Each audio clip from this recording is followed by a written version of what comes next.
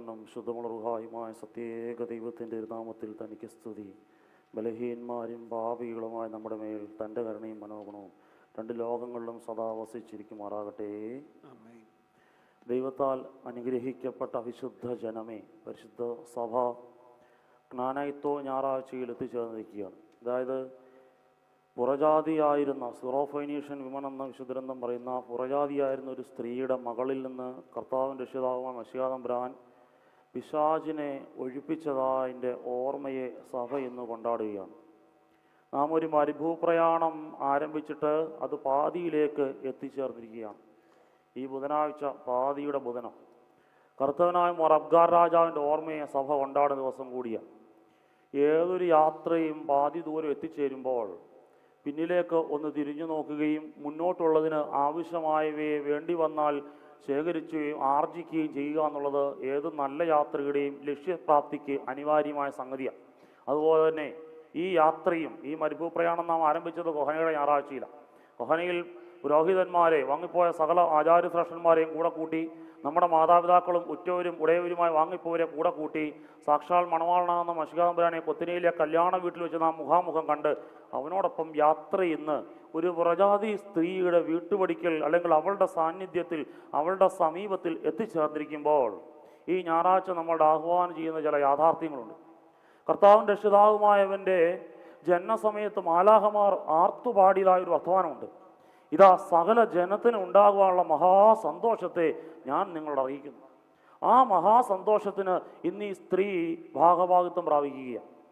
അതായത് ഇവളുടെ ജീവിതത്തിലേക്ക് യാത്ര ചെയ്യുമ്പോൾ വിശുദ്ധ കുർബാനയിൽ നാം വായിച്ചു കേട്ടത് എവങ്കേലിയോൻ ശുദ്ധമുള്ള മത്താസ്ലീഹ രക്ഷാസുവിശേഷം 15-ാം അധ്യായം 21 മുതൽ 31 അവിടെ നിന്ന് പുറപ്പെട്ട് സൂറിൻ്റെയും സൈദോൻ്റെയും പ്രദേശങ്ങളിലേക്ക് വന്നു.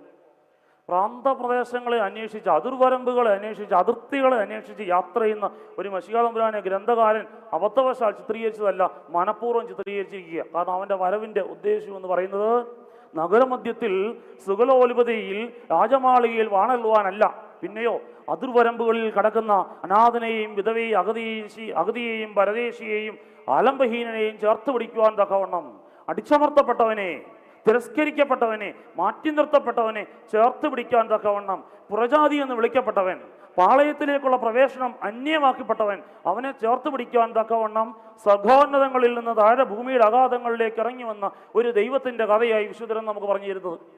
ആ ദൈവം പുറജാതി എന്ന് പറയപ്പെട്ട ഒരു സ്ത്രീയെ കാണുമ്പോൾ അവളുടെ പേരോ ഒന്നും അവിടെ പറയുന്നില്ല. അവളുടെ ജാതി കൊണ്ട് അവൾ അഭിസമയം പുറജാതി, അവൾ സ്വജാതി അല്ല.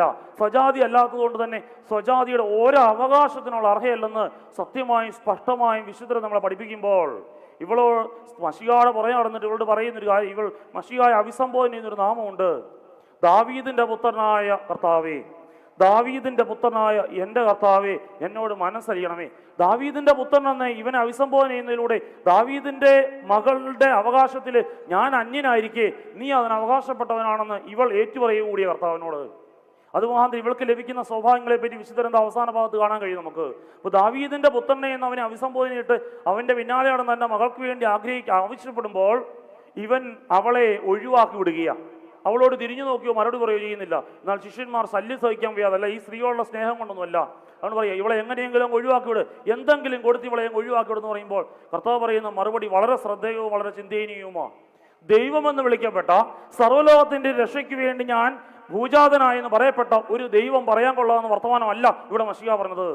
ഞാൻ അയക്കപ്പെട്ട ആരുടെയിലേക്കാ? സ്വജാതിയുടെയിലേക്കാ, വിജാതിക്ക് വേണ്ടി അല്ല എന്ന് പറയുമ്പോൾ അവിടെ പാർശ്വവൽക്കരണവും വിഭാഗീയതയും കാണാൻ കഴിയുകയാണ്. മശിഹായുടെ അതരങ്ങളിൽ നിന്ന് ഈ വിഭാഗീയതയുടെ വർത്തമാനം വരുമ്പോൾ എന്തുകൊണ്ട് ഇവൻ ഇങ്ങനെ പറഞ്ഞു എന്ന് വിശുദ്ധരെന്ന് സ്പഷ്ടമായി നമുക്ക് പഠിപ്പിച്ചു തരുന്നുണ്ട്. ഞാൻ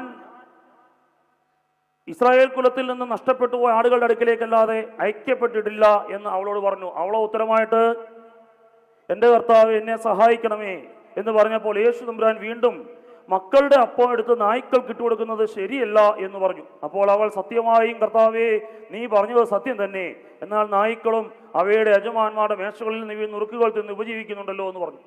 പാലസ്തീൻ്റെ ചരിത്രം പഠിച്ചുള്ളവർക്കറിയാം, ആ പ്രത്യേക പാരിസ്ഥിതിയിൽ ഒരു തീൻമേശ എന്ന് പറയുന്നത് ഉച്ചനീചത്വങ്ങളുടെ അതിർവരമ്പുകളെ സൃഷ്ടിച്ചിരുന്ന ഒരു സംഗതിയാണ്. യജമാനൻ, അടിമ, നായ ഈ മൂന്ന് വിഭാഗങ്ങൾ തമ്മിലുള്ള വേർതിരിവ് ഒരു തീന്മേശയിലാണ് കാണാൻ കഴിഞ്ഞത്. യജമാനന് തീന്മേശയിൽ ഇരുന്ന് ഭക്ഷണം കഴിക്കുമ്പോൾ, നായ അതിൻ്റെ ചുവട്ടിൽ നിന്ന് ഭക്ഷണം കഴിക്കുമ്പോൾ, അടിമ അതിൻ്റെ പുറത്തു നിന്ന് ഭക്ഷണം കഴിക്കുന്നു. അതിനതിൻ്റെ ചുവട്ടിൽ പോലും വരുവാൻ തക്കാൻ അവകാശമില്ലായിരുന്നു. അപ്പോൾ സത്യമായും ഒരു അതിർവരമ്പുകളെ, അപരിഷ്കൃത സമൂഹത്തിൻ്റെ സംസ്കാര ശൂന്യതയെ വിളിച്ചോതിയിരുന്ന ഒരു പ്രവണതയായിരുന്നു തീന്മേശ എന്ന് പറയുന്നത്. കേവലം ഭക്ഷണം കഴിച്ച് തൃപ്തിപ്പെടുക എന്ന് മാത്രമല്ലായിരുന്നു അതിൻ്റെ ലക്ഷ്യം. ചില അതിർവരമ്പുകൾ വെക്കുവാൻ തക്കവണ്ണം കൂടി അവർ ഉപയോഗിച്ചിരുന്നു. ആ ഒരു സാഹചര്യത്തിൽ നിന്നുകൊണ്ടാണ് കർത്താവ് സംസാരിക്കുന്നത്. കർത്താവിൻ്റെ എല്ലാ ഭാഷ്യങ്ങളെയും അക്ഷരാർത്ഥത്തിലെടുത്ത് വ്യാഖ്യാനിക്കുമ്പോഴാണ് ദുർവ്യാഖ്യാനങ്ങൾ ഉണ്ടാകുന്നത്. എന്നാൽ ഈ പശ്ചാത്തലത്തിൽ നിന്നുകൊണ്ട് കർത്താവ് സംസാരിക്കുമ്പോൾ മറ്റൊരു സംഗതി കൂടിയുള്ള ശ്രദ്ധേയമാണ്. ഒരു പുരുഷനായ യഹൂദൻ രാവിലെ എഴുന്നേറ്റ് പ്രാർത്ഥിക്കുന്ന ഒരു പ്രാർത്ഥനയുണ്ട്. ചരിത്ര പുസ്തകങ്ങൾ വായിച്ചുള്ളവർക്കറിയാം. കർത്താവേ, നായായോ സ്ത്രീയായോ എന്നെ നീ സൃഷ്ടിക്കാതിരുന്നതിനാൽ നിന്നെ ഞാൻ സ്തുതിക്കുന്നു. ഒരു യഹൂദനായി ജനിച്ച കർത്താവിന് ഇതെല്ലാം വളരെ സുപരിചിതമായിരുന്നു. എന്നാൽ ഒരു കപട സമൂഹത്തിൻ്റെ സകല കപടതയെയും ജനത്തിനു മുമ്പാകെ വിളിച്ചു കാണിക്കുവാൻ തക്കവണ്ണം ഇറങ്ങി വന്നവനായ ദൈവം അതിനെ വരച്ചു കാണിക്കുമ്പോൾ അവൻ്റെ വാക്കുകളിൽ അന്തർലീനമായിരിക്കുന്ന നിഗൂഢമായിരിക്കുന്ന ദൈവീക മർമ്മം എന്ന് പറയുന്നത് ആദ്യം മാലാഹമാർ പറഞ്ഞതാ. സകല ജനത്തിനുണ്ടാകാനുള്ള മഹാസന്തോഷം. നീ ഇവരെ വിളിക്കുന്നൊരു പേരുണ്ടല്ലോ, നന്നാ രാവിലെ സൃഷ്ടാവ് നിനക്ക് ആയുസ്സും ആരോഗ്യം തന്ന് നീ കണ്ണു തുറന്ന് ഉദയസൂര്യനെ ദർശിക്കുമ്പോൾ നീ പ്രാർത്ഥിക്കുന്ന ഒരു പ്രാർത്ഥന ഉണ്ടല്ലോ, നായായോ സ്ത്രീയായോ എന്നെ സൃഷ്ടിക്കാതിരുന്നതിനാൽ ഞാൻ നിന്നെ സ്തുതിക്കുന്നുവെന്ന്. നീ നിന്റെ തീന്മേശയിൽ വേർതിരിവുകൾ വെച്ചിരിക്കുന്നുണ്ടല്ലോ, നായെന്നും അടിമയെന്നും വിജാതിയെന്നും സ്വജാതിയെന്നും യജമാനെന്നും ദാസനെന്നും ഒക്കെ. ഈ അതിർ വരുമ്പോൾ എല്ലാം ലംഘിച്ചുകൊണ്ട് കർത്താവ് പറയുക, നീ ഇവൾക്കിട്ട പേര് നായെന്നാണെങ്കിൽ ഇപ്പോൾ നായ്ക്കുട്ടികൾക്ക് മക്കളുടെ അപ്പം ഒരിക്കലും അവകാശപ്പെട്ടതല്ല. മക്കളെന്ന് പറയുന്നത് ഈ സ്ത്രീ പറഞ്ഞിട്ടുണ്ട്, ആരാ? ദാവീദിന്റെ പുത്രനും പുത്രിയുമാണ് മക്കളെന്ന് പറയുന്നത്. അപ്പോൾ ഇവിടെ കർത്താവ് അവൾക്ക് കൊടുക്കില്ലെന്ന് വേണ്ടി വീണ്ടും അവൾക്ക് കൊടുക്കുന്നതായിട്ട് വിശുദ്ധരത്ത് താഴേക്ക് വരുമ്പോൾ കാണാൻ കഴിയുന്നുണ്ട്. അപ്പോൾ നായ്ക്കുട്ടിക്ക് കൊടുക്കുകയില്ലെന്ന് കർത്താവ് കള്ളം പറഞ്ഞില്ല. നായ്ക്കുട്ടിക്ക് കർത്താവ് കൊടുക്കുകയില്ല, മക്കൾക്ക് മാത്രമേ കർത്താവ് കൊടുക്കുകയുള്ളൂ. അപ്പോൾ ഇവൾക്ക് കർത്താവ് കൊടുത്തുവെങ്കിൽ അതിൻ്റെ അർത്ഥം ഇവൾ നായ്ക്കുട്ടിയോ ദാസിയോ വിജാതിയോ അല്ല, ഇവൾ കർത്താവിന് സ്വന്തം മകളാ. അവന്റെ രക്തത്തിൽ നിന്ന് ജനിച്ച, അവൻ ജന്മം നൽകിയ, അവന്റെ കരങ്ങളാൽ സൃഷ്ടിക്കപ്പെട്ട സൃഷ്ടിയാണ് ഈ ഫെറോഫിനേഷ്യൻ വിമൻ എന്ന് വിളിക്കപ്പെട്ട, അല്ലെങ്കിൽ ക്രനൈത്തോ സ്ത്രീ എന്ന് വിളിക്കപ്പെട്ട ഈ പ്രജാതി സ്ത്രീ എന്ന് കർത്താവ് ഉറക്കെ പ്രഖ്യാപിക്കുമ്പോൾ മാലാഹമാരുടെ വർത്തമാനം ഇവിടെ അന്വർത്ഥമാകുക. സകല ജനതയ്ക്കും ഉണ്ടാകാനുള്ള മഹാസന്തോഷം, അത് എനിക്കും നിനക്കുമല്ല, സകല ജനതയ്ക്കും ഉണ്ടാകാനുള്ള മഹാസന്തോഷം. യെശയ്യാവിന്റെ പ്രവാചകൻ BC 7-ാം നൂറ്റാണ്ടിൽ പ്രവചിച്ചു പറഞ്ഞു, ഇരുളിലിരുന്ന ജനം വലിയൊരു വെളിച്ചം കണ്ടുവന്നു. ആ വെളിച്ചം മശീഹയാകുന്ന വെളിച്ചമാകുന്നു. നായെന്ന് ഒരു സമൂഹം മുഴുവൻ വിളിക്കുകയും പ്രജാതി എന്ന് പറഞ്ഞുകൊണ്ട് മാറ്റി നിർത്തുകയും ചെയ്ത ഒരു സ്ത്രീക്ക് മകളുടെ അല്ലെങ്കിൽ ദാവീദിന്റെ പുത്രി എന്ന സ്ഥാനത്തേക്ക് കർത്താവ് അവളെ കൈപിടിച്ചുയർത്തുമ്പോൾ അവിടെ ആ സമൂഹത്തോട് മുഴുവൻ കർത്താവ് വിളിച്ചു പറഞ്ഞൊരു വർത്തമാനമുണ്ട്, അതിർവരമ്പുകൾ തച്ചുടയ്ക്കാനുള്ളതാ, വെച്ചു പൊറിപ്പിക്കാനുള്ളതല്ല. അതിർവരമ്പുകളെ അന്വേഷിച്ച്, അതുകൊണ്ടാണ് വിശുദ്ധഗ്രന്ഥകാരൻ സ്പഷ്ടമായും സത്യമായും ഇങ്ങനെ പറഞ്ഞു തുടങ്ങിയത്, അവൻ സൂറിന്റെയും സൈദോന്റെയും പ്രാന്ത പ്രദേശങ്ങളിലേക്ക് കടന്നു വന്നു. അപ്പോൾ അതിർവരമ്പുകളെ അന്വേഷിച്ച് യാത്ര ചെയ്ത മശിഹ നമ്മളോടും പറയുന്നത് തന്നെയാണ്. അതിർവരമ്പുകളും വിഭാഗീയ വലുകളും അല്ല നമുക്ക് ആവശ്യം. ഡിപ്പാർട്ട്മെന്റലൈസേഷനാണ് ഈ കാലഘട്ടത്തിന്റെ ഏറ്റവും വലിയ ശാപം എന്നുള്ളതാണ് എൻ്റെ ഭാഷ്യം. വിഭാഗീയത, ഞാനെന്നും നീ എന്നുള്ള വിഭാഗീയത. ഞാനും നീയുമല്ല, ഞങ്ങളും നിങ്ങളുമല്ല, നമ്മളാണ്. ദൈവത്തിന്റെ സൃഷ്ടി എന്ന് പറയുന്നത് തൻ്റെ കരങ്ങളാൽ സൃഷ്ടിക്കപ്പെട്ട സൃഷ്ടി ഒന്നാണ്. അത് മുഴുവൻ ദൈവത്തിൻ്റെ മക്കളുടെ സ്ഥാനത്ത് ദൈവം സൃഷ്ടിച്ചതാ. അതിനെ വിഭാഗീയത കൽപ്പിക്കാൻ നാം ആരാകുന്നു? ദൈവസൃഷ്ടിയിൽ വിഭാഗീയത കൽപ്പിക്കാൻ നാം ആരുമല്ലാതിരിക്കെ വിശുദ്ധരത നമ്മളുടെ ഇന്ന് ആഹ്വാനം ചെയ്യുന്നതായ സംഗതി, നിന്നെ ആരെങ്കിലും മാറ്റി നിർത്തിയിട്ടുണ്ടെങ്കിൽ, നീ കൊള്ളാത്തവനെന്നോ നീ കുറവുള്ളവനെന്നോ ആരെങ്കിലും നിന്നെ പറ്റി പറഞ്ഞിട്ടുണ്ടെങ്കിൽ, നിനക്ക് വേണ്ടി മനുഷ്യാവതാരം ചെയ്ത ഒരു ദൈവമുണ്ട്. അവൻ്റെ പേരാ മശീഹ എന്നുള്ളത്. അവനെ വിശുദ്ധനെന്ന് വിളിച്ച പേര് അഭിഷിക്തൻ എന്നുള്ളത്. അവന് മാലാഖയിട്ട ദൂതനിട്ട പേരാണ് യേശു അഥവാ രക്ഷകൻ എന്നുള്ളത്. അപ്പോൾ നിന്റെ രക്ഷകൻ നിനക്ക് വേണ്ടി നോക്കി പാർക്കുന്നവനാകയാൽ, സ്വജാതിയുടെ ഗണത്തിലേക്ക് നിന്നെ വിളിച്ചടിപ്പിച്ചിരിക്കുന്നവനാകിയാൽ നിനക്ക് ആകുലതയ്ക്കും ആശങ്കയ്ക്കും അല്ല ആവശ്യം, പിന്നെയോ സ്വസ്ഥതയ്ക്കും സമാധാനത്തിനും മക്കളുടെ അവകാശത്തിലേക്ക് ചേർക്കപ്പെട്ട മഹാസന്തോഷത്തിനും സംതൃപ്തിക്കുമാണ് നിനക്ക് ആവശ്യമെന്ന് വേദം നമ്മളെ ഓർപ്പിക്കുക.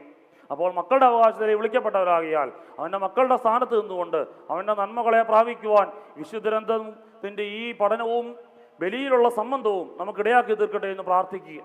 നമ്പാട്ട് ഗീവർഗീസ് മാർ കുര്ലോസ് മെത്രാപ്പോലിത്തയുടെ ഓർമ്മയെ സഭ കൊണ്ടാടുകൂടിയ ആ പുണ്യപ്പെട്ട പിതാവിൻ്റെ മധ്യസ്ഥയിൽ നമുക്ക് അഭയപ്പെടാം. പ്രത്യേക ചില സാഹചര്യങ്ങളിലൂടെ ലോകം ആ സകലം കടന്നു പോകുമ്പോൾ നമുക്ക് ദൈവമുമ്പ് കണ്ണുനീരോടെ പ്രാർത്ഥിക്കാം. ഉന്നതങ്ങളിലൂടെ പറന്നു പോകുന്ന മിസൈലുകളെ അല്ല നാം അഭയം പ്രാപിക്കേണ്ടത്, അതിനു മുകളിലായിട്ട് സ്ഥിതി ചെയ്യുന്ന നമ്മുടെ ദൈവത്തെയാകുന്നു.